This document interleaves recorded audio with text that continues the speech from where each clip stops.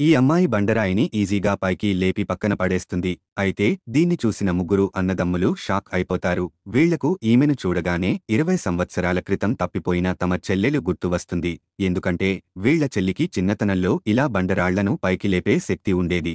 అయితే చిన్న ప్రమాదం వల్ల చెల్లెలు వీళ్ల నుండి తప్పిపోతుంది.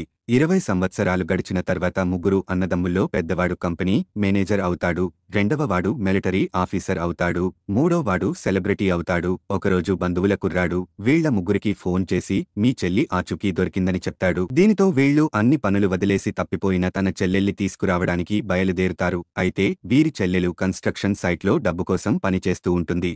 అప్పుడు ఈమె స్నేహితుడు వచ్చి నీ భర్త మేనేజర్గా ప్రమోట్ అయ్యాడు అని చెప్తాడు. అప్పుడు ఈమె ఆనందంగా తన భర్తకి ఫోన్ చేస్తుంది. కానీ ఈమెకి తెలియదు ఇతడికి ఇంకో లవర్ ఉందని.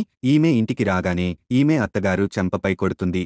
ఎందుకంటే నువ్వు పేదదానివి, ఎక్కువ డబ్బు సంపాదించట్లే అంటూ తిడుతూ ఉంటుంది. ఇంతలో ఈమె భర్త అక్కడికి వస్తాడు. అప్పుడు ఈమె వెళ్లి అతడిని పట్టుకోగా భర్త కూడా ఈమెను చూసి అసహ్యపడుతూ ఉంటాడు. అలాగే అత్తగారు ఈమెను బయటకి పొమ్మంటుంది. అప్పుడు ఈమె రోడ్డుపై వెళ్తూ తన ముగ్గురు అన్నలను కలుసుకుంటుంది. మిగతా స్టోరీ కావాలంటే వీడియో లైక్ చేసి ఛానల్ సబ్స్క్రైబ్ చేసుకోండి.